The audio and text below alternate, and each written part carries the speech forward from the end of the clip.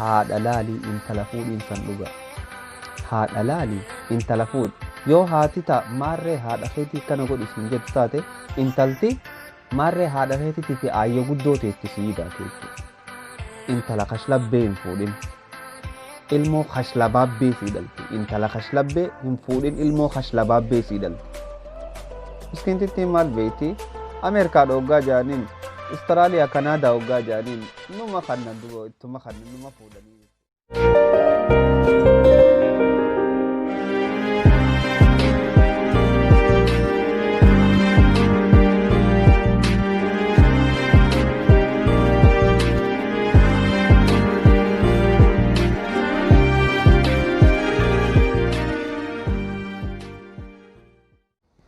Bismillah.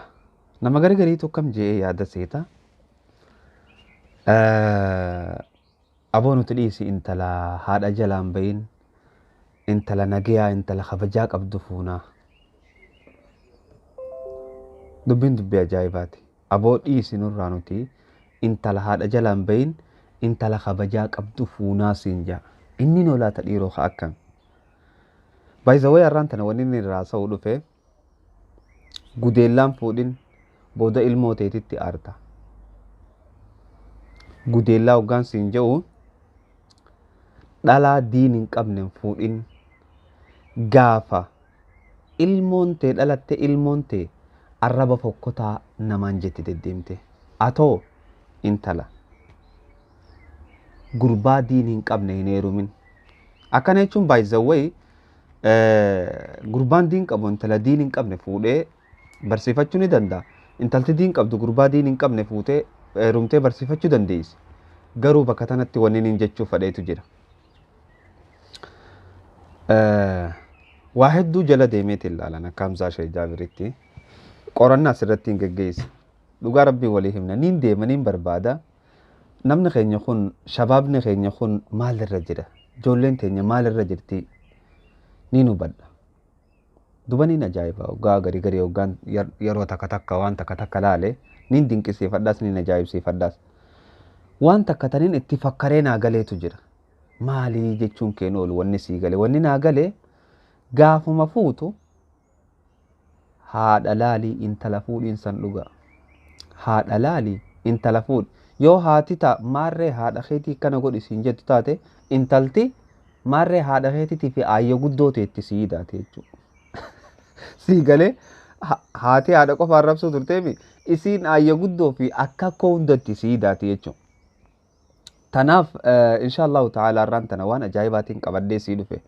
Wanni ajaa'ibaa san keessaa takka mata dureen kiyya intala kashlabbee hin fuudhin. Ilmoo kashlabaabbee siidhalti. Intala kashlabbee hin fuudhin ilmoo kashlabaabbee siidhalti. Gurbaa kashlabbee hin fuudhin ilmoo kashlabaabbee siidhala. Kashlabaabbee jechuun dachaa kashlabbummaa siidhala jechuudha. Tanaaf saayibticha kiyya tokkotu maal jee seetan dubbii ajaa'ibaati bar. Akkanatti magaalaa keessa osoo deemnuutiti ilmoon takka haadhaan maal jetti? Maarree haadha keetii akkana godhi, haadha tee akkana godhi, haadha tee akkana godhi jetti. Wallaahi jee dhaabbatee jaabar. Wallaahi ayyoo ilmoon tiyya akkana taatu taate gaafuma isiin dhalatteen jee gaafuma ilmoon san dhalatteen kophee wataaddaraa ni beektan. Kophee gurguddoo kophee gurguddoo wataaddarri itti fiigu tana jajjabduu. Tana kaadheetumaan ifaa dhaamsee osuma isiin daa'ima achi fiigii as fiiga jee gurra cufadhee. Alaa kulli haal akkana jechuun rabbi ilmoo baxraana isinitti hin kennin. Ammoo ilmoo baxraana akka isinitti hin kennine isin of eeggannaa godhuu qabdan. Ifi biyya faranjii keessaa waan fedhe dalagee bocolatee waliin bocacolatee dhufee booda diyaaspooraa ta'ee intala qulqulluudhaa jala jirtu fuudha deeme. Miskiintittiin maal beekti? Ameerikaa dhoggaa jaaniin, Austraaliyaa Kanaadaa dhoggaa jaaniin numa kannan duba ittuma kannan numa fuudhanii jechuudha. Booda achii gartee duba isiinis haala suuta suutaan amala jijjiirachaa dhufte jechuudha. Tanaaf kashlabbeen fuudhin kashlabaabbee siidhalti. Kashlabbicha neerumin kashlabaabbee siigatora jechuudha. Ilmaan si arrabsu siigatora. Chaayinaala tokkoon qabadhee dhufe. chaayinaalli kuni chaayinaalaan hedduu dinqisiifadhuu fi hedduu ajaa'ibsiifadhu. Chaayinaala akkamii jechuun kee hafan qabu.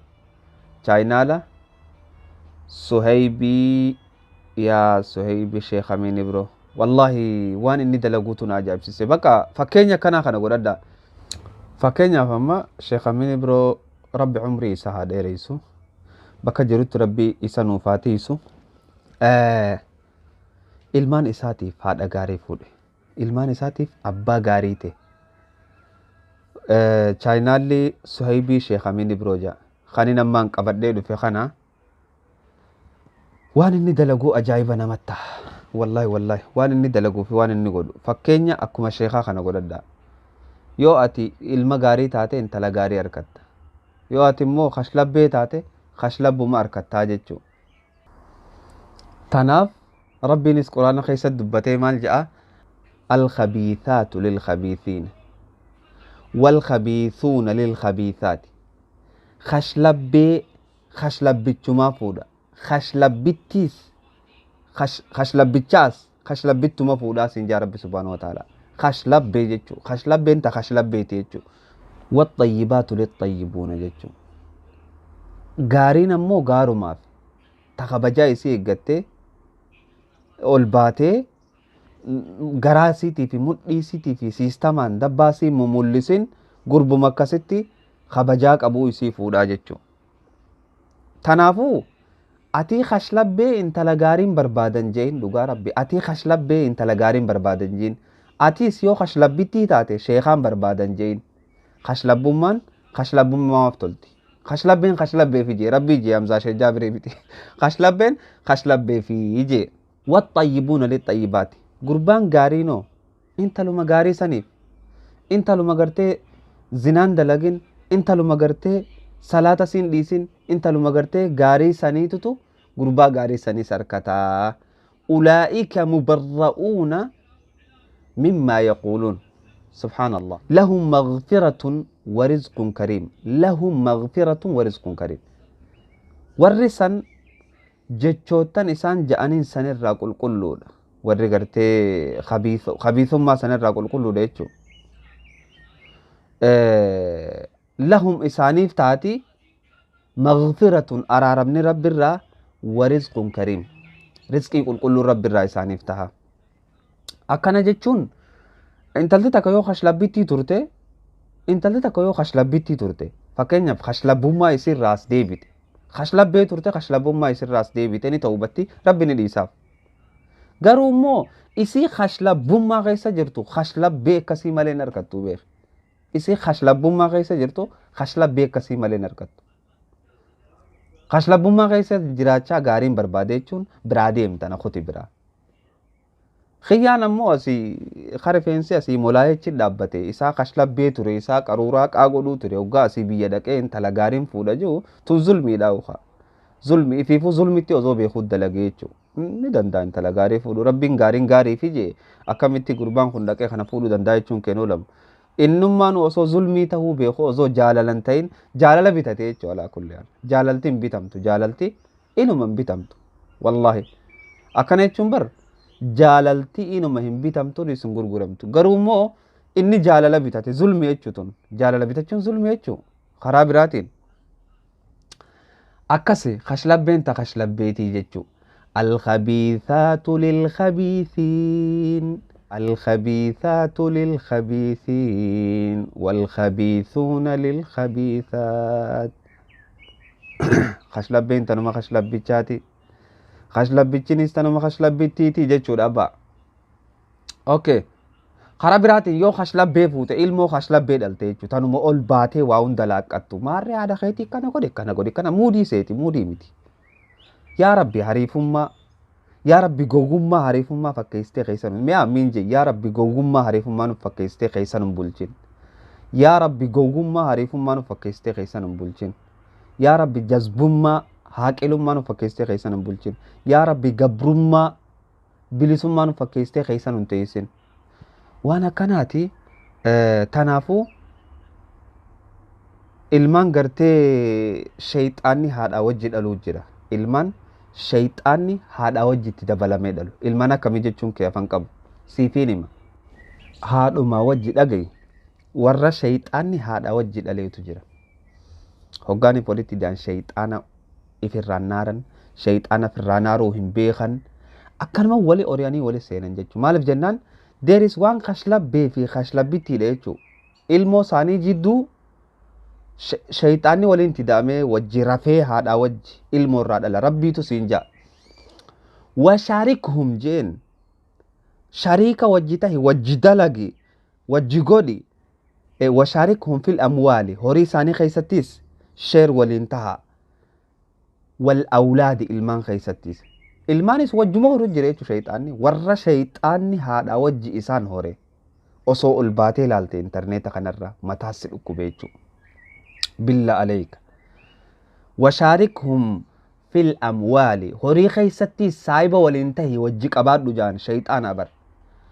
wal awlaadi ilmaan keessattis saayiba wajji tahi wajji qabaadhu rabbi khasiin jiru suuratu saffaat ayata 288 faadhaq ilaale wamaa yaciduhum shayxaanu illaa guruuraa shayxaanni daguu malee isaaniif hin dabaluu jee idan warra gartee haadha wajji shayxaanni walitti ida'amee dhale akka ilmoon teessan ilmoo akkasiin taane gizeedhaan jireenya keessan keessaa shayxaana baasa wa illaa ilmoo akkam dalta ilmoo saa 24 online irratti ol baatee haadha namaa arrabsitu ilmoo ol baatee adaba hin qabne jechuu ilmoo kanaa tana dhalta ilmoon akkasii silaa gizumaan shafii taate maaliif jennaan duniyaa irratti illee sin fayyaddu akhiratti illee balasit dhaltii jechuu ilmoo akkas akkasiiti amma fakkeenya haa godhannuugaa ilma gartee mucaa bareedaa mucaa gaarii mucaa sheikh Ibro jechuun addunyaa guutuu jaalata xiqqaa fi guddaa jaalata rabbi umrii isaa nuuf haa dheereessu mucaan kuni meeqaantam gurguddaa hudurruqa meeqaantamirra aylii qaba gurguddaa hudurruqa gartee kanuma kana ol bee je'urra aylii gudduu qaba jechuudha waan inni dalagu meena wajji daawwadhu sagantaa kun miidiyaa production TV Nuural Hudaa waliin ta'uudhaan isiniif dhiyeessituudha. Nutis gaa iida baranaa mootittii magaalota baha Itoophiyaa tan taate akkasuma biyya jaalalti keessatti asheette biyya hogbarruun keessaa burqite biyya murshidootaa fi ulamaa'onni keessatti lalisan magaalaa Diree Dhawaati irraa bahuudhaan gama Harar dhufuudhaan iida dabarsuuf deemna. Harar biyya qaroomina musliimoota Itoophiyaa duri biyya umaraa'otaa biyya sulxaanotaa biyya mujaahidoota fi ulamaa'ota akkasuma biyya hambaalee seenaatiin faayame. Harar bara 969 Amiir Hubaaboo nama jedhamuun erga hundeeffamtee as jaarraa 10 oliif magaalaa islaamaa ta'uu dandeesse. Harar jiddugala imaama keenya Imaamu Ahmad bin Ibrahim Al-Ghaazii turte. Imaamni keenya magaalaa Harar jiddugala godhatanii qabsaawaa zaalima likkii galchaa turan. Barreessitoonni seenaa yeroo magaalaa Harar ibsan Makkaa, Madiinaa fi Qudsitti aanee biyya kabajamtuu islaamaa tan afraffaa jechuudhaan ibsan. Harar masjidoota 99 qabaachuu turte. Kunoo maalii fi maqaa rabbii 99 Asmaa'ullahi al-Husna wajji akka wal qixa ta'u yookaan akka wal fakkaatuuf. Magaalaa Harar yeroo kaasnu jogola kaasuun dirqama nutti ta'a. Jogola Amiir Nuur ibn Mujaahid Amiira jedhamuutu diinarraa akka weerara diinarraa if eeguuf jogola amma agartan kana jaare. Akkasuma hulaa seensa jogolaa habbaa 5 qabaachuu turte. Ammas ni qabdi. Maaliif kun arkaana islaamaa 5 wajji akka wal fakkaatuuf. Maasha Allah. Harar yeroo dubbannu jaalala, nagaya, tasgabbii, tokkummaa, kabajaa, wajji jireenyaa fi birmadummaa islaamaa kaasuun dirqama nutti ta'a.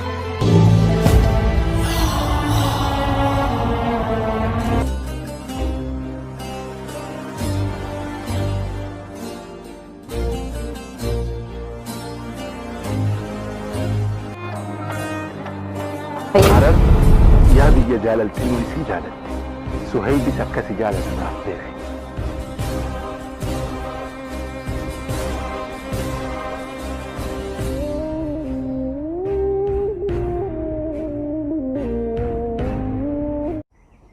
شوف ilmoo shayxaanni jireenya isaanii keessan seenin jechuu viidiyooleen isaa hedduudha chaayinaalli isaatis akkuma amma asirra gartan kana seentanii subscribe godhuu hin dagatinaa. Waan hedduu nama ajaa'ibsiisaa qophii babbareeduun as deemu jira.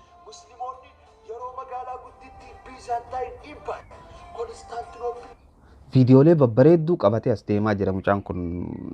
Waan hedduu nama ajaa'ibsiisuu fi nama dinqisiisu taniin irraa gammadeerraa halaal show jee halaal show qabatee as deemaa jira. Tanaafuu wanni isinirraa barbaadu akka subscribe gootanii fi jala hordoftan. Mee fakkeenya godhadhaa mee ilmoo namaa ilmoo xiqqishoo tana.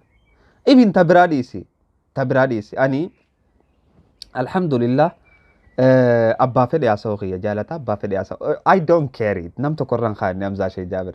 Hamza sheikh jabir qulfii mataa isaa ifiif harkaa qaba. Qulfii mataa isaa eebaluu harkaan qabuuf. Qulfii mataa isaa namni isan hogganu jechuudha. Daa'ima ilmoo xiyyataa amata xiqqishoo gartee taagana amata lamaa fi kana yoo kaatee gaafattee ilmaan haadha gaarii fuudhiif haadha gaarii haadha isaan tajaajiltu haadha isaan tolchitu. Viidiyoo tana na wajji ilaalime. Tanneen ilmaan kiyya alhamdulillah irraa hin gammadaas ittiin boonaas ittiin laadadhaas. Tanaaf haadha gaarii fuudhuun si barbaachisa jechuudha. Takkaahuu ilmoo kudurruu qagartee tasammuu waa takka keessaan qabne hortaa jechuudha. Tanaaf obboleeyyan yaa rabbi hariifa nu godhime. Hariifa jechuun hariifaa fi laal aarifaa fi hariifaa jira. Tan namni adda wallaale. Aarifa jechuun beekaa jechuudha. Hariifa jechuun jallisaa jechuudha. Namni keenya irraan tana hariifa ta'e hariifaan ta'a. Aarifaan ta'a jeetiti hariifa ta'e jijjiiramaa ta'e jechuudha. Istaayilli kee istaayila eenyuuti? Istaayila ni beeyna gaa istaayila hariifa ta'uun keema fakkeenyaaf ati istaayila raapperootaaf fakkaachuudhaaf no saniimi. Istaayila babbareedaa Nabi Muhammadii qaba koo. Nabi Muhammad kana beetu uffattee biraan deemin. Nabii tokko bakka nabii islaamaatii jettee kana laaltee biraan deemin. Nabi Muhammad jaalalloodha. Nabi Muhammad seenaa isaa kootu bari akka namni itti si barsiisetti osoo hin ta'in ati barii irra gahi. Achi booda istaayila bareedaa inni nu si barsiisa. Istaayila bareedaa Nabi Muhammad qabu gaafa sana turraa barattaa jechuudha. Tanaaf hariifaa taanu hariifuma dhugaa sanaa taanu. Jazbummaan hariifummaa nutti hin fakkaatinne. Akka namaa tokkotti yaa yaadnu akka namaa tokkotti yaadne aarifa dhugaa sanaa taanu jazbaa sa'aa 24 waan hin taanetti fixuu deebi'ii ati alaa kulli haal hariifaa taanu ozoonii fi ilmoo hin dhalle duratti ilmoo teetiif qophaa'e wanni niin siidhaamu. Booda takka akkam taata abbaa deem kara quraanaa booqii ijoollee kara quraanaa deem. Ati maan qaraasne adeeroo maan qaraasne maa ijoollee kara quraanaa deem jettaan. Ilmaan keetis booda karatti muranii ilmaan isaaniitiin deem kara quraanaa jedhan. Ilmoon mana keessa quraana barachuu qabdi. Mana keessatti ilmi barachuu qabdi. Wa illaa maal taatee si'afti khashlabbee taatee si'afti. Tanaafuu hedduun isin jaaladha hedduun isin galatoomfadha. Sohibi Sheemiin Ibroo chaayinaala isaa subscribe godhuun dagatina. Achumaan ammoo waa'ee teeknooloojiitii fi waan barbaachisaa ta'e gama hundaanuu Hamza sheikh jabir isreedii gama hundaanuu reediidha. Waa'ee teeknooloojii barachuu feete chaayinaala Hamza Plus jedhu kana subscribe godhi. Viidiyoolee lamaan tana daawwachuu hin dagatin. Assalaamu alaikum wa rahmatullahi wa barakaatu.